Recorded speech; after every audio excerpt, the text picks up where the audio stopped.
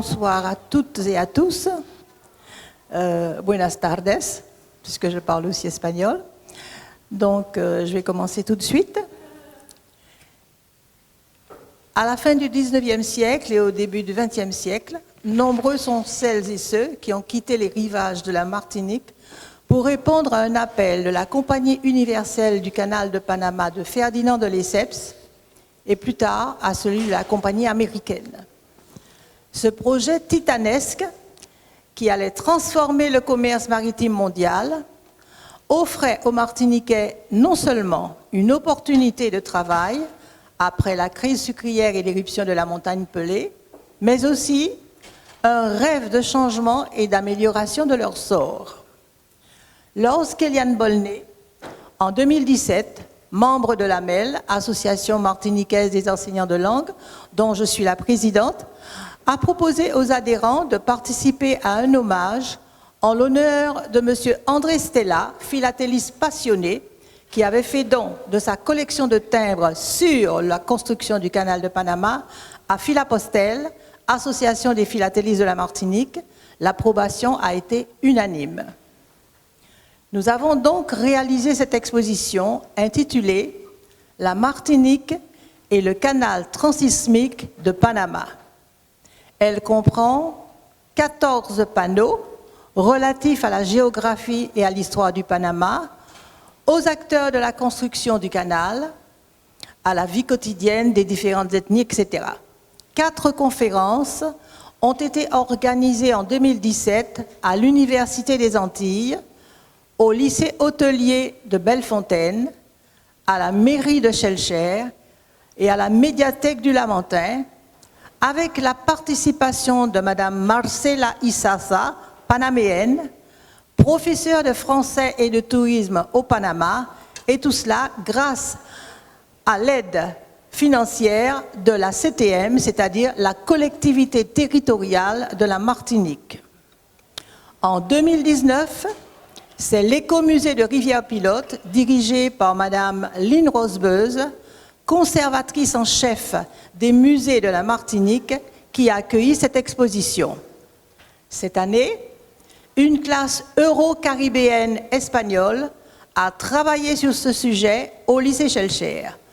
Enfin, au mois d'août, le musée Gauguin, dirigé par Mme Simone Josse, pour célébrer le 110e anniversaire de l'inauguration officielle du canal de Panama, a présenté cette exposition qui retrace une page d'histoire de la Martinique. Pourquoi ai-je répondu avec enthousiasme à la proposition d'Eliane Bolné? C'est que cette histoire résonne particulièrement dans ma famille. Mon grand-oncle, affectueusement surnommé Tonton Jules, avant de s'établir aux États-Unis, était lui-même passé par Panama. Il n'a pas fait partie des premiers engagés dans la construction, mais bien des Martiniquais, dès l'annonce du projet, avaient manifesté un intérêt marqué. Certains, de classe aisée, avaient même acheté des actions dans l'espoir d'un gain substantiel. Vous avez donc les diapositives. La première diapositive qui vous montre donc Joseph Josse et André Stella. Vous avez aussi une des actions, parce que j'ai plusieurs exemplaires, une des actions achetées par les Martiniquais. Et au-dessous, on repasse là pour la deuxième. La première, voilà. Et au-dessus, nous avons donc des descendants d'Antillais, au-dessous de la couverture du livre La Fraternité, qui est le nom de l'association des Antillais de Panama. D'autres, comme je l'ai dit précédemment, plus démunis, n'avaient pas hésité à quitter l'île de la Martinique dès 1884 pour travailler à cette œuvre colossale. D'après l'étude de M. Joseph Josse intitulée « Guadeloupéens et Martiniquais au canal de Panama, histoire d'une immigration », environ 800 Martiniquais étaient déjà présents au Panama en 1884. Je vous montre le livre de Joseph Josse. La diapositive suivante Donc, montre le trajet effectué. Souvent, ils sont passés par le Venezuela, ou bien par Trinidad, ou bien par Barbade, avant d'arriver à Colonne. Autre diapositive. Vous avez ensuite, au bas de cette diapositive, la photo du départ des Martiniquais pour Panama et surtout pour Colonne, puisque c'est une carte postale de l'époque et qui illustre bien le départ des Martiniquais vers le Panama. Je vais laisser la parole maintenant à Eliane Bolné, qui vous racontera le départ des Martiniquais pour Panama. Dans un recueil de chansons dédié au vécu des Martiniquais, ce recueil, c'est la Martinique, la chanteuse Léona Gabriel, originaire de la Martinique, et s'adresse en créole à la population en l'invitant d'abord à partir au Panama chercher fortune. La comète dit nous, quittez ça moins aimé, ou parti Panama, aïroué ça moins peut trouver. La comète nous a dit de laisser ce que nous aimons pour partir à Panama pour trouver du travail. Mais après les nouvelles, de mauvaises nouvelles reçues par ceux qui étaient déjà partis, elle décourage tous ceux qui tenteraient l'aventure en leur disant « Papati Colon, c'est un pays maudit qui est démuni nous autres de tout ça autres maintenant. C'est-à-dire, ne partez pas à Colon, c'est un pays maudit qui va vous démunir de tout ce que vous aimez. » Cependant, en quête d'un avenir meilleur, surtout après l'abolition de l'esclavage en 1848 et le passage de Ferdinand de Lesseps dans l'île, de nombreux Martiniquais partent pour trouver un emploi dans la compagnie française du canal dirigée par celui qui avait réalisé le canal de Suez, c'est-à-dire Ferdinand de Lesseps. Mais la méconnaissance du terrain, du climat, des maladies provoquées par les piqûres de moustiques ont contribué à l'échec de la compagnie française en 1889, soit 8 ans après le début des travaux. Des Martiniquais déjà sur place ont participé aux travaux, mais vite, ils ont été victimes de la fièvre jaune, de la malaria, car l'équipe de Ferdinand de Lesseps avait choisi de les soigner de ces maladies méconnues au lieu de lutter contre les porteurs de ces maladies. De surcroît, les Martiniquais installés à Colon n'ont pas été épargnés par l'incendie de 1885 de cette ville.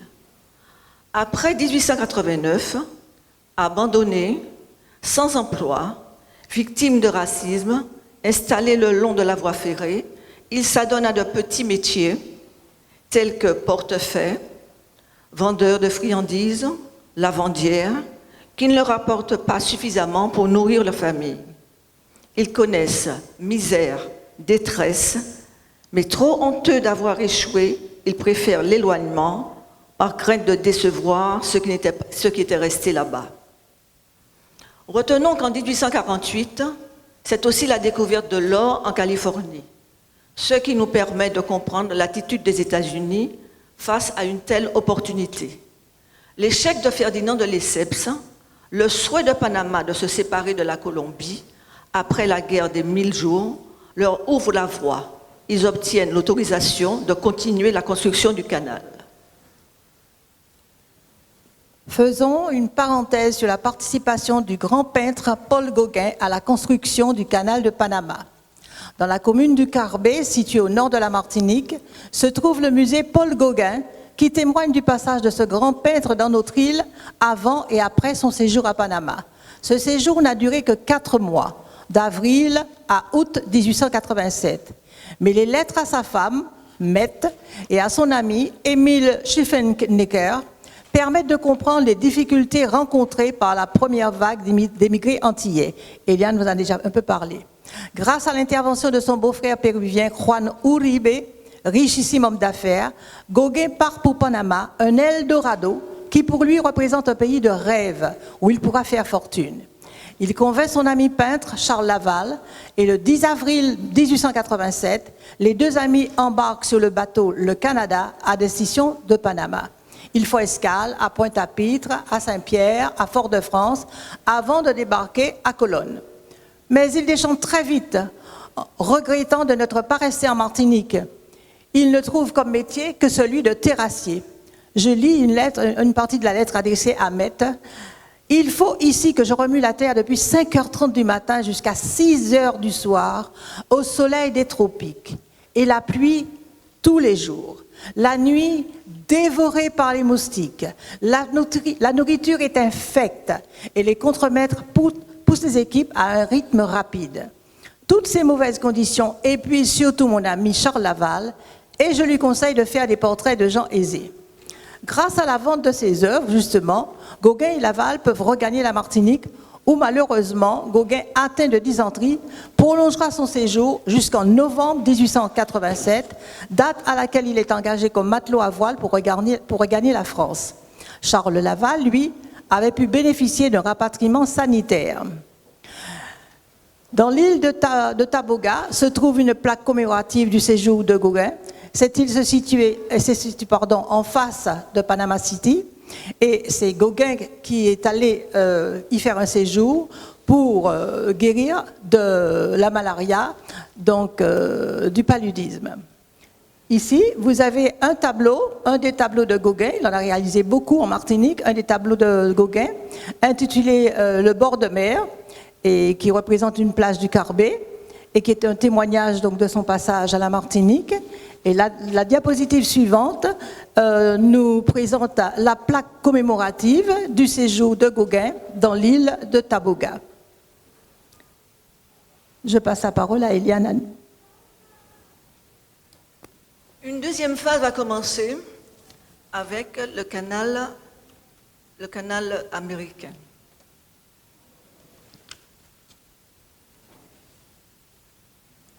Une catastrophe en Martinique va décider de ces grands travaux. Le Nicaragua avait d'abord été choisi, pensé par les États-Unis. Mais la montagne Pelée a dit le dernier mot. Même si le Momotombo du Nicaragua s'était manifesté, mais les États-Unis ont eu la preuve que l'isthme était la terre qu'il fallait couper. C'était cette terre qu'il fallait diviser pour permettre au monde de réussir. Je m'explique. Donc la Martinique, à partir de 1902, donne la main au Panama. Ces deux pays, je crois, en seront ensemble. Pourront-ils se séparer un jour? Je n'y crois pas. Et voilà les États-Unis prêts à continuer le travail réalisé par Ferdinand de Lesseps. Celui-ci, comme je l'ai précisé tout à l'heure, avait échoué, mais les travaux avaient commencé. Donc les États-Unis s'installent et proposent un canal à écluse. Deuxième possibilité pour les Martiniquais de partir au Panama. Une route maritime était assurée régulièrement 2 fois par mois entre la France, la Caraïbe et l'Amérique latine. La voie est ouverte, surtout que la Martinique, quel climat règne à cette période. Après l'abolition, les nouveaux libres ne sont plus attachés à la terre. Ils ne veulent plus de la terre, ils veulent voir ailleurs, ils veulent être employés différemment, ils veulent être considérés comme des êtres humains. Ils veulent montrer ce qu'ils sont capables de faire. Ils ne sont plus des pièces d'ébène. les voilà qui vont tout faire pour partir. Et quel climat règne à la Martinique à cette période? Ah ben c'est l'insurrection. Ce sont des soulèvements, mais à ces insurrections, à ces grèves, il y a également une succession de catastrophes naturelles. Ce sont des ouragans, des raz-de-marée, des tremblements de terre. Ce sont également des incendies. Et des incendies comme par exemple à Fort-de-France. Ce sont également des fléaux. On connaît également à la Martinique, à cette période, la fièvre jaune, la malaria. Même si nous étions déjà équipés à Saint-Pierre et à Fort-de-France équipés d'hôpitaux, mais la maladie va gagner du terrain. Les nouveaux libres ont la possibilité de partir. Pourquoi ne pas tout abandonner? Et puis, il y a plusieurs raisons. Raison économique. On ne peut plus se nourrir en Martinique. Raison politique. Il y a deux partis qui s'opposent. Ça se termine quelquefois par des crimes. Mais il y a aussi cette volonté de laisser cette terre qui permet d'être pas très loin, mais en même temps éloigné, qui permet aussi d'oublier des situations personnelles, voire familiales. Je pourrais vous en citer. Par exemple, vous savez, quelquefois les hommes sont volages. Alors, que font-ils? Eh bien, ils abandonnent, ils préfèrent partir. Et il y en a qui ne disent même pas qu'ils partent au Panama, parce qu'ils n'ont plus envie de vivre la Martinique. Ce sont des témoignages qui m'ont été faits. Alors, ils s'installent au Panama. Ils ne sont pas connus. Ils ne sont pas connus. Et il leur arrive aussi de passer par la Barbade et Trinidad pour donner à leur nom une sonorité anglaise. Parce que quand le nom sonne anglais, ils ont la possibilité plus facile d'être embauchés par la compagnie du canal nord-américain. Oui.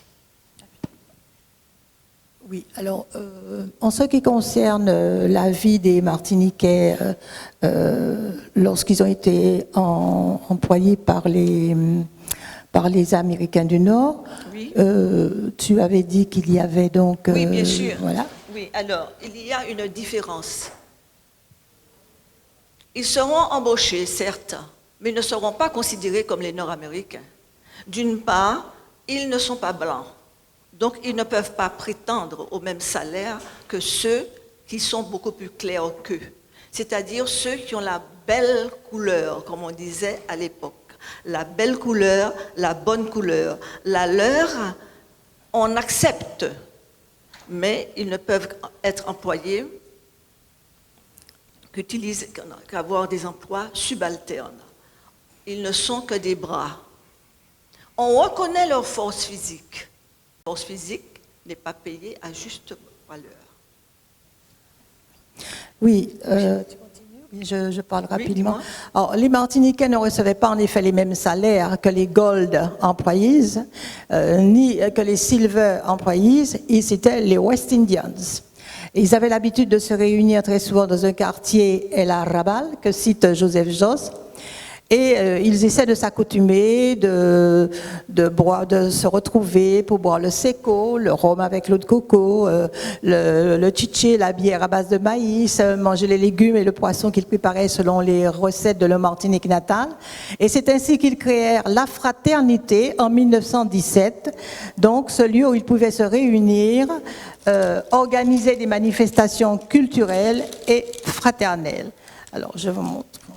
Alors, j'ai eu l'occasion, justement, de rencontrer lors de mes voyages au Panama, plus d'une fois, j'ai commencé en 1983, et j'ai rencontré, justement à la fraternité, le président, c'était M. Telly à l'époque, de discuter avec certains membres, et de rencontrer, à mon retour à la Martinique, c'était vraiment, je crois, une chance que j'ai eue, de rencontrer un des pionniers martiniquais qui a travaillé au percement du canal de Panama, M. Michel Nicanor, qui a vécu à plus de 100 ans. Oui? Comment? Oui, alors.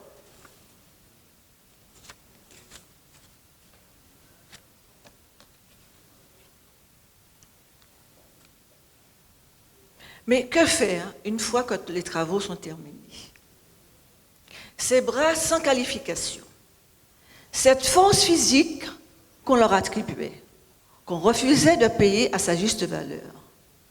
Nos ancêtres ont souffert, ils ont offert leur courage, leur sang, leur vie pour couper un continent, pour ouvrir afin de réduire les distances et faciliter le commerce international. Un ouvrage gigantesque a été réalisé, un exploit a été atteint. Pour commémorer la participation des Antillais au percement du canal, en 1951, les États-Unis ont déclaré un jour du mois d'août, jour de l'antillanité, et à cette occasion, émis un timbre de poste d'une valeur de 10 centimes. À l'instar des États-Unis, le gouvernement français devrait réaliser un timbre-poste à l'effigie d'un pionnier originaire de la Martinique. Je citerai M. Michel Nicanor, puisque, comme je vous l'ai dit précédemment, j'ai eu l'occasion de le rencontrer à son domicile à Fort-de-France, où il a fermé les yeux. Une autre proposition. On pourrait sauvegarder ce bâtiment, le bâtiment où il y avait le siège de la fraternité. Je ne sais s'il est en ruine ou pas, mais je crois qu'on pourrait faire l'effort de conserver ce bâtiment. Ok, on va s'arrêter là. Merci. Et pourtant, j'ai encore des choses à dire. Mais le temps est arrivé. Rapidement. Le temps est arrivé. Pour Merci. dire tout simplement qu'en 2016, je crois que c'est précieux. S'il vous plaît, permettez-moi, je vous en prie, 2 secondes. Le 23 juin 2016, date d'anniversaire de notre grand poète Aimé Césaire, c'était également l'ouverture de 2 dernières écluses au Panama, Agua Clara et Cocoli. Je me suis dit qu'il devrait y avoir une présence martiniquaise au Panama. Je m'y suis rendue. J'y ai assisté parce que j'ai jugé qu'un tel événement, qu'il fallait, pour assister à un tel événement, il fallait qu'un Martiniquais ou une Martiniquaise soit présente au moins pour assister à cette cérémonie et pour essayer de remplacer ceux qui sont enterrés en terre panaméenne. Merci. Merci. Alors maintenant, si jamais s'il y a des questions à poser,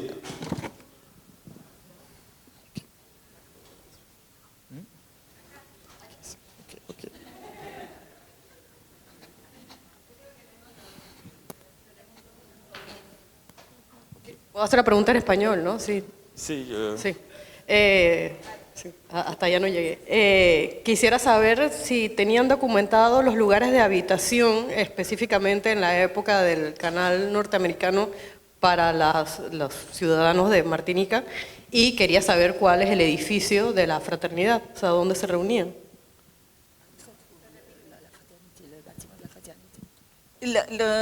Bueno, este edificio se encuentra en el barrio Caledonia. Pero ¿cuál es el edificio de la...? Pero no sé exactamente, la dirección no la sé exactamente. Es un edificio de madera. Tuve la posibilidad de entrar en este edificio, de discutir con los diferentes miembros, también de asistir a un una clase de francés para los descendientes, para los nietos, pero los nietos no les interesaban estudiar el francés. Eso yo lo comprendo bien, porque, como me han dicho, ¿qué van a hacer en Martinica? Ya no tienen familia allá. Eso yo comprendo, esto, pero es difícil.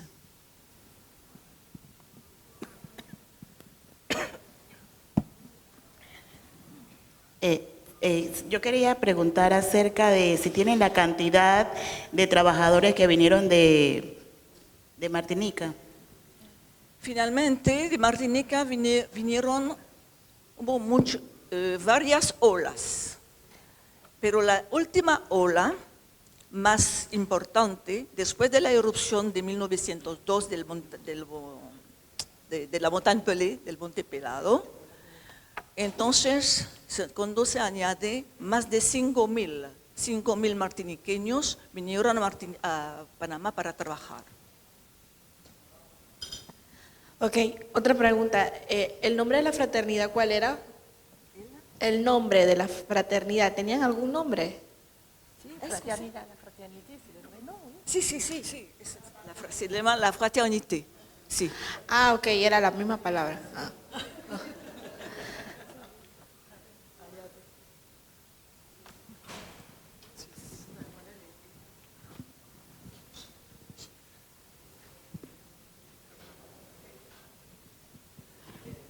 Muy buenas tardes. Voy a hablar en castellano. Mi nombre es Sharon Pringle. Soy activista afrodescendiente y poeta. Y hay que ponerse de pie para poder hablar ante ustedes porque creo que nos han dado una lección de historia maravillosa. Yo soy antillana. Mis orígenes más bien vienen de San Martín y algo de Jamaica. Y quién sabe, ya estoy dudando de Martinica, ¿verdad? Y yo creo que en la sala también nos estamos revisando. Yo creo que lo que estamos haciendo es justicia. Desde a nivel internacional hablamos de reparaciones, pero yo también creo que un decenio nos enseñó al reconocimiento. Yo creo que reconocernos en las venas, ¿verdad? Se reconocen las venas. Y hay mucha historia olvidada en Panamá. Un país que todavía sigue siendo muy racista. Y yo sencillamente quería agradecer la oportunidad de esta magistral clase de historia, no solo para mí, sino yo creo que para todas las personas que estamos en la sala, ¿verdad? Así que un gran abrazo y las felicito.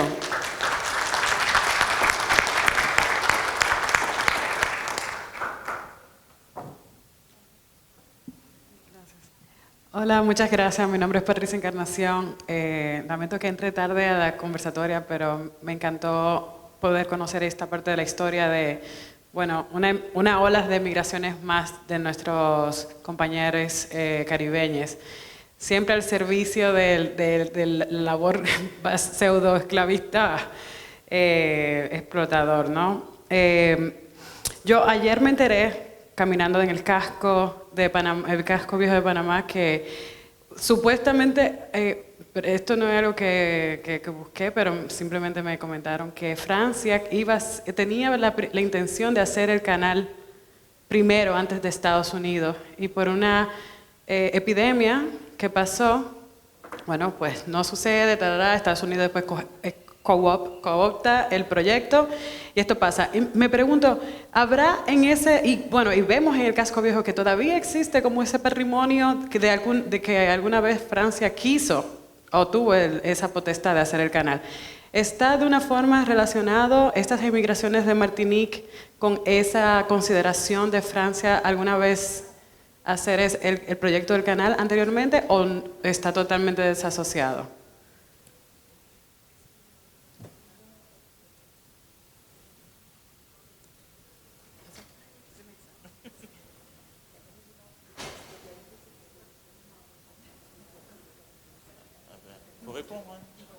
Faut répondre à la question.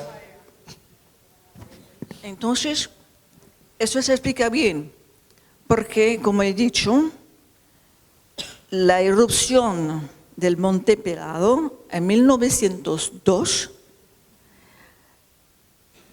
Entonces, lo que pasó es que la población de Saint-Pierre, en el norte, el municipio de Saint-Pierre, la ciudad de Saint-Pierre, murieron 20, más, no, pero entonces dicen 30,000, pero realmente eran 22,000. Lo que pasó es que muchos martiniqueños tuvieron la posibilidad de salir antes de la erupción, de evadirse, de ir a otras islas, muy cerca. Pero teníamos que esperar 100 años antes de tener la posibilidad de hacer las investigaciones en los archivos. Sí, porque es una regla y tenemos que respetarlas. Así, después de los 100 años de respeto, yo tuve la posibilidad de hacer unas investigaciones en estos archivos. Otros martiniqueños se fueron, pero se fueron al sur de Martinica. Muchas personas no lo saben. Otros se fueron a otras islas también. Y eso no lo sabían, no sabíamos tampoco. La historia de Martinica es más o menos difícil de comprender, porque muchos martiniqueños también se fueron, como he dicho, se fueron sin decir nada a la familia, porque el hombre de quien estaba hablando, el señor Michel Nicanor, él me confesó que se fue de su familia que vivía en el sur sin decir nada. Nadie sabía que se había ido a Panamá. Después, cuando regresó a Panamá, bueno, Michel, pero ¿dónde estaba tú? ¿Dónde estaba tú? Entonces yo puedo multiplicar estos ejemplos. Por ejemplo, hace 2 semanas estaba discutiendo con una señora, diciéndome, pero ella me dice, me acuerdo algo, que en su familia había desaparecido un hombre, pero ¿cómo ha desaparecido? Bueno, 1 año, 2 años, 3 años, 10 años, bueno, quizás había muerto. No, el señor se había ido porque como vivía con una señora y quisiera abandonarla con sus hijos, aprovechó la ocasión para irse a Panamá. Pero este ejemplo se lo encuentra también entre las mujeres, porque hay mujeres también que se fueron sin decir nada. Eso también. Pero se multiplicó más entre los hombres, como siempre. Gracias.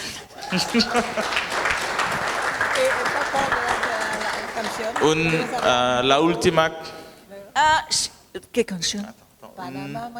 No, es una canción. Es una. No, pero otra cosa. Hay una question. The last question? No? Sí? No?